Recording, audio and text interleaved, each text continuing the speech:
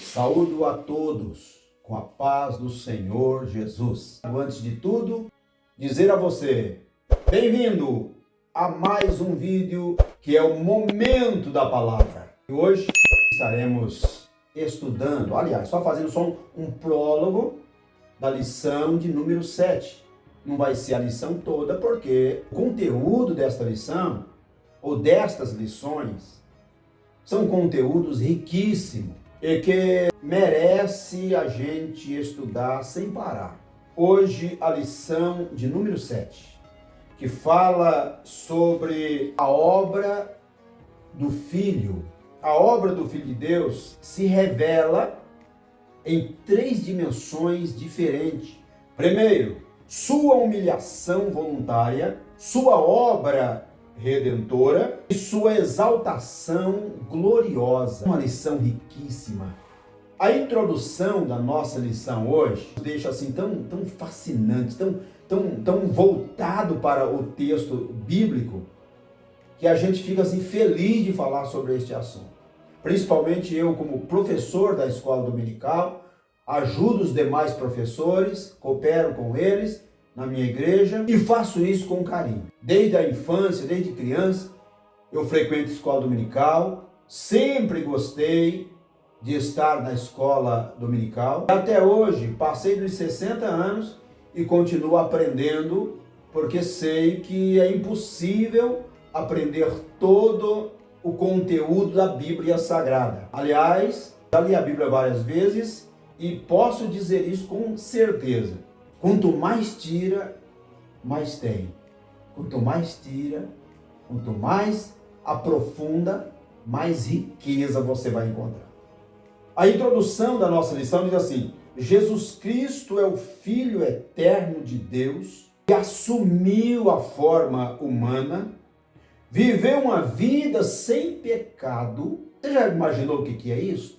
Viveu uma vida sem pecado nesta terra. Eu não vi ainda até hoje uma outra pessoa chegar ao ponto de dizer: fulano viveu 33 anos na terra, morreu e nunca pecou. Jesus viveu nesta terra 33 anos, não pecou, não transgrediu a lei do Pai. A nossa lição está dizendo voluntariamente, ele veio, deixou o céu, veio sem ninguém o obrigar a vir aqui à terra. A lição está dizendo, viveu uma vida sem pecado, morreu em meu lugar, morreu em seu lugar. Porque você já imaginou se fosse para eu e você morrer na cruz do Calvário? Quem de nós teria essa coragem de morrer? Não. Ele deixou a sua glória, ele deixou o Pai, deixou o céu para vir aqui viver no meio de homens terríveis, homens maus, homens sem dó, sem compaixão. Mas eu agradeço muito a Deus, porque o meu Jesus transformou milhares de vidas. A Bíblia diz em João capítulo 3, verso 16, porque Deus amou o mundo de tal maneira que deu seu Filho unigênito, para que todo aquele que nele crê não pereça, mas tenha a vida eterna. Morreu sem perguntar se você queria que ele morresse. É maravilhoso essas lições. A sua missão abrange não apenas o perdão dos pecados, mas a revelação do caráter do Pai. Aproveitando esse momento tão importante e riquíssimo para todos nós, para a minha vida, para a sua vida, para todos aqueles que amam a escola dominical. Aliás, eu quero até motivar você a ir à escola dominical. É raridade eu perder uma escola dominical. Você, professor, você que ensina, vai mais na escola dominical. Às vezes tem professor que só vai quando o pastor fala assim: fulano de tal vai ensinar domingo. Ou o professor não vai poder vir e você vai ter que substituir. E às vezes a pessoa vai porque vai ter que ensinar. Quando é para me ensinar as lições, eu estou na igreja, na escola dominical. Quando não é, eu estou lá do mesmo jeito. Porque para mim, eu acho melhor ouvir do que falar. Eu acho melhor aprender do que ficar ensinando. O primeiro tópico da nossa lição está dizendo assim: a submissão de Cristo. Paulo exorta a igreja de Filipos à unidade e à humildade. O apóstolo adverte aqueles irmãos a terem a mente de Cristo, de sorte que haja em vós o mesmo sentimento. Qual era o sentimento de Jesus diante de uma multidão? Olhando para os textos da Bíblia Sagrada, você percebe que ele, quando via uma multidão, ele logo já sentia compaixão. Qual era o sentimento de Jesus? Compaixão, perdão. Será que nós temos esta qualidade, vou dizer aqui, capacidade de perdoar, capacidade de entender a situação do nosso irmão, como Jesus entendeu a sua e a minha? Eu sou feliz porque ele me perdoou os meus pecados. Habito no meio de um mundo cheio de tanta impureza, mas estou lutando para ir para a glória celestial. Então Paulo recomenda aos irmãos da igreja de Filipos que, olha, meus irmãos, nós precisamos ter a mente de Cristo, ter o mesmo sentimento, a mesma humildade, Não é fácil alguém ter o mesmo sentimento de Cristo. Não é fácil. Nunca foi e nunca será. Porque vai empreender um pouco de esforços. Você precisa esforçar. Aliás, a Bíblia Sagrada diz que o reino do céu é tomado à força. Aqueles que às vezes dão uma olhadinha assim e dizem, não, eu vou chegar lá de qualquer jeito. Não, senhor. Precisa esforçar. Em tudo. Em tudo. O segundo subtópico está dizendo assim, ó, o esvaziamento da sua glória. O apóstolo recorda que Jesus, sendo em forma de Deus, não teve por usurpação ser igual a Deus. Sendo ele igualmente Deus, compartilhando da sua mesma natureza, preferiu privar-se de seus direitos, não da sua divindade. Trata-se de um contraste com o primeiro Adão, que almejou ser como Deus, enquanto Cristo, segundo Adão, sendo Deus, preocupou-se com o bem-estar dos outros. O interesse de Jesus não foi o mesmo interesse do primeiro Adão. Tanto é que o primeiro Adão, segundo a Bíblia, ele abriu a porta para o pecado. Jesus veio e o interesse dele exclusivo era perdoar os seus pecados e continua perdoando até hoje. Ele nunca abriu porta para o pecado. Ele veio para perdoar eu e você do pecado. Então, o primeiro passo. Quando ele veio do céu à terra, a Bíblia diz que ele se esvaziou da sua glória. Amigo, lembra de uma coisa. Jesus esvaziou da glória para vir para uma terra cheia de pecado. Agora, sabe o que eu e você deve fazer? Nós precisamos se esvaziar das coisas dessa terra para ganhar um céu cheio de glória. Então, se ele esvaziou do céu, eu e você precisamos esvaziar das coisas terrenas para alcançar o céu de glória. Glória a Deus, graças a Deus por isso. Então, a necessidade de esforço, ninguém vai esvaziar das coisas do mundo onde você está arraigado, essas coisas estão na sua porta, dentro da tua casa. Todo lugar que você vai tem pecado aqui, pecado ali. Como que você vai se esvaziar? Tendo uma comunhão profunda com o Pai. Jesus nunca abriu mão desta comunhão profunda com o Pai.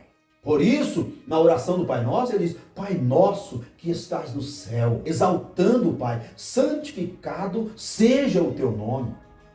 E todo o tempo ele apresentou o Pai como superior a ele, como respeito, dando todas as devidas honras ao Pai. Até na ressurreição de Lázaro, por exemplo, você veja lá quando ele chega, ele diz assim, graças te dou, ó Pai. Isso prova que ele nunca deixou de honrar o Pai. Então, eu entendo uma coisa, que eu e você devemos honrar a Deus para alcançarmos o céu de glória. A obediência sacrificial até a cruz.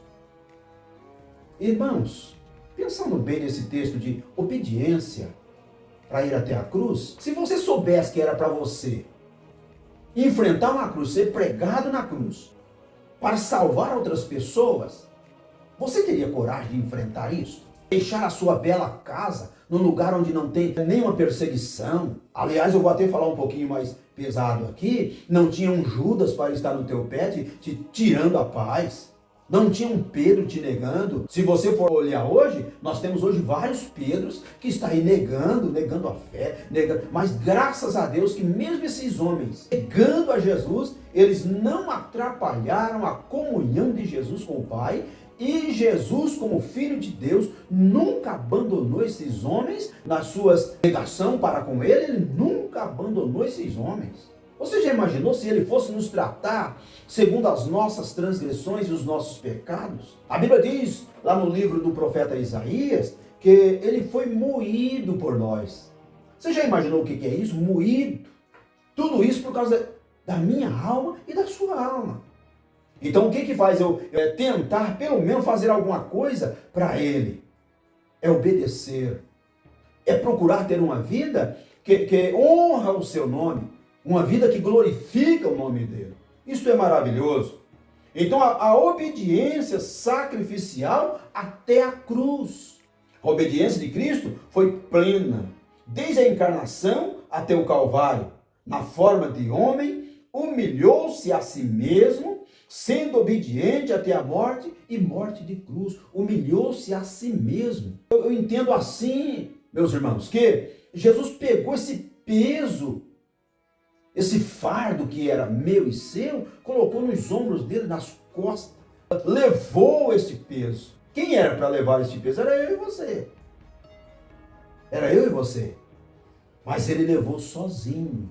Outra coisa interessante, a Bíblia diz que ele não abriu a sua boca. Foi até o fim. Jesus nunca retrucou seus algozes. Quando alguém o injuriava, você é filho de Deus, ele dizia assim, você está dizendo que eu sou. Veja que Jesus ele ficava longe da exaltação. Tinha de tudo para ele se exaltar. Até um dia, os discípulos chegou para ele e disse, mestre, nós vimos um que estava expulsando demônio no teu nome, nós mandamos ele parar, fizemos ele parar. Ele falou, mas por que fizeste isso? O nome é meu.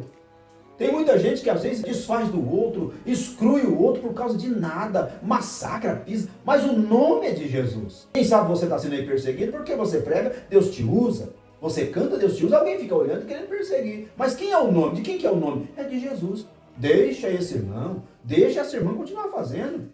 Quem morreu na cruz foi Jesus. Não foi o pastor A ou o pastor B, foi Jesus Cristo que morreu na cruz. Mesmo que seu pastor tenha o nome de Jesus, mas ele não foi morto na cruz, não. Só tem o nome de Jesus. Mas não, o nosso Jesus, o qual eu estou falando aqui agora, não é um Jesus que você encontra com ele aqui hoje na terra, não, não. Jesus é o Filho de Deus. E a Bíblia diz que ele é filho único. Filho único. Não é um dos filhos. Jesus teve outros irmãos, lógico, sem sombra de dúvida, ele teve outros irmãos. Só que ele era único. Por quê? De Deus, único filho. Porque fazer o que ele fez, homem nenhum até hoje conseguiu fazer. E jamais conseguirá fazer. Então ele foi obediente. Ele não desobedeceu o Pai. Ele obedeceu o Pai até o fim. Não, tinha de tudo para querer ser que nem o Pai. Mas você sabe que o Pai nunca aceita alguém ser igual a ele. Não é por questão de orgulho, nada, é porque ele é o único, ele é Deus Todo-Poderoso no céu, na terra, em toda época, em todo tempo, ele sempre foi e sempre será Deus eterno para sempre. E o Filho é Filho eterno para sempre. O Espírito Santo é o Espírito Santo para sempre. Ninguém tira isso. Às vezes há muitas pessoas que querem fazer, que nem os filhos de Zebedeu, se não me foge da memória, quando a sua mãe chegou e disse assim, mestre, faz com que os meus filhos sentem do seu lado, um à direita e outro à esquerda. Já tem gente querendo tirar Jesus do lugar para sentar no lugar de Jesus. Sabe quando é que você vai conseguir isso? Nunca. Jesus disse assim, olha, aquele que vencer vai assentar comigo no meu trono, como eu venci e assentei com meu Pai no seu trono. Então, para você sentar no trono, você precisa ser vencedor. Aliás, não só vencedor, você precisa ser mais do que vencedor. E sabe como é que vence? Deixando Jesus ser o seu grande amigo. Ter uma comunhão íntima com Ele. Aí sim, nós vamos ser vencedores e mais do que vencedores. Olhando ainda para mais um dos tópicos da nossa lição, diz assim, a ineficácia do sacerdócio levítico. O sumo sacerdote entrava no santo uma vez por ano, no dia da expiação, levando sangue alheio, sangue de animais. Você sabe que os sacerdotes, eles entravam uma vez ao ano, no dia da expiação, levando sangue de animais na mão. Jesus, ele não precisou de sangue de touro, não precisou de sangue de boi, não precisou de sangue de animal nenhum. Ele pegou a cruz, carregou nos seus ombros, derramou o próprio sangue. O próprio sangue. Porque o sangue de animal não perdoa, não purifica pecado de ninguém.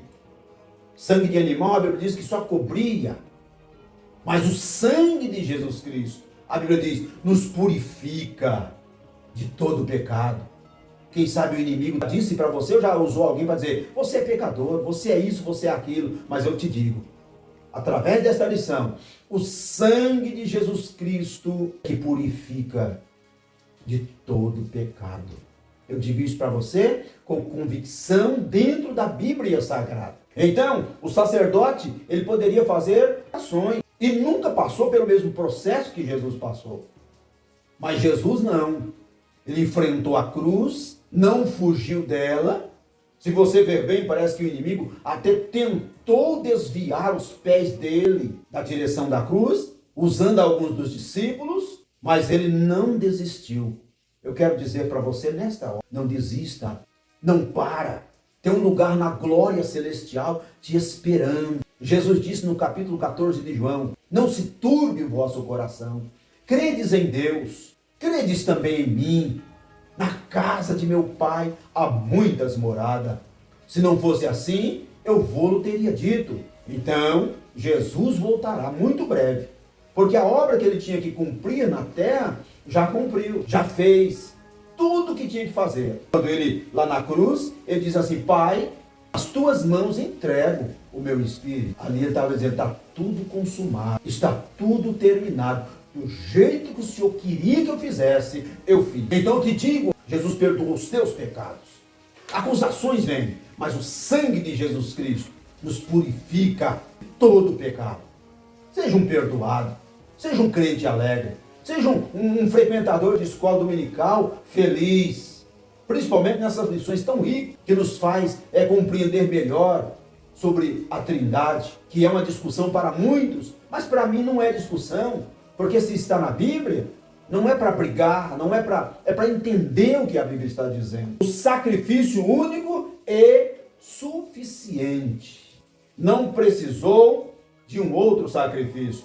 A antiga aliança oferecia-se sacrifício continuamente pelo pecado por causa da ineficácia dessas ofertas. Diferente do sistema levítico, a morte de Jesus foi definitiva, completa e eficaz. Assim também, Cristo oferecendo-se uma vez para tirar os pecados de muitos. Tirar, não era cobrir o pecado, era tirar o pecado. João Batista, ele tinha tanta certeza disso. Uma vez ele viu Jesus vindo, ele estava no Rio Jordão batizando algumas pessoas, e disse assim, eis aí o Cordeiro de Deus, que tira o pecado do mundo. Ele estava diante de Jesus. Tira o pecado. O que significa isso? Tirar o pecado. É arrancar, tirar das suas costas esse peso, como tirou da minha. Tirou muitos daqueles que se arrependeu dos seus erros e pecados. Jesus tirou esse fardo pesado. E ele diz assim, tomai sobre vós o meu jugo e aprendei de mim, que sou manso e humilde de coração. Ele é Deus Todo-Poderoso, mas ele sabe muito bem te perdoar os seus pecados e falar com você, motivar você. Temos muita razão para dizermos que Jesus é o Redentor que veio nos salvar. E é o Redentor que veio redimir-nos de todo o pecado. E não para aí. Ele diz, eis que venho sem demora. Guarda o que tens, para que ninguém tome a tua coroa. Você está guardando o que você tem, o que ele te deu? Você está guardando a vinda de Jesus? Você sabe que, segundo a Bíblia, isto acontecerá. A Bíblia dizer isto e Jesus não ia cumprir. Este ato tão maravilhoso que é o arrebatamento da igreja. Então, nesta hora, eu estou dizendo para você, Jesus que nós servimos, brevemente voltará para levar a igreja para junto de si. A substituição vicária. A expressão vicária vem do latim vicarius, que significa em lugar de outro. Morreu no lugar que era para ser meu, no lugar que era para ser teu, ele enfrentou, foi até o fim. E agora nós podemos desfrutar desta paz. Ainda ontem, pregando no nosso templo sede, eu dizia, Jesus dizendo aos discípulos, tenho-vos dito isto, para que em mim tenhais paz. No mundo tereis aflição, mas tende bom ânimo. Eu venci o mundo. Irmão em Cristo, seja um vencedor. Jesus interessa muito que você alcance grande vitória. Que Deus continue te abençoando. A exaltação gloriosa do Filho, recebido à destra do Pai. Após a sua humilhação voluntária, o Filho foi entronizado nos céus com glória eterna, pelo que também Deus o exaltou soberanamente e lhe deu um nome que é sobre todo nome. Não há nome como o do meu Deus. Agora aqui, já preparando para finalizar essas poucas palavras, a soberania universal e o retorno triunfal. A Escritura revela que todas as criaturas se curvarão diante do nome de Jesus. Essa verdade aponta para a plena soberania de Cristo. Todo joelho se dobrará e toda língua confessará que Jesus Cristo é o Filho de Deus, para a glória de Deus Pai. A obra do Filho é completa, suficiente e gloriosa, da humilhação à exaltação. Ele se humilhou para nos salvar, ofereceu-se em sacrifício vicário para nos redimir e foi exaltado para governar eternamente. Então a obra do Filho, ela foi completa, da humilhação à exaltação. Encerro dizendo para você, quem sabe alguém está te humilhando, mas lembre-se, permaneça firme. Breve você será exaltado por Deus e Ele então fará de você um novo homem, um corpo glorioso, transformado para morar eternamente no céu com Ele. Deus continue abençoando a todos, em nome de Jesus, e continue nos ajudando para que assim prossigamos em frente. Amém.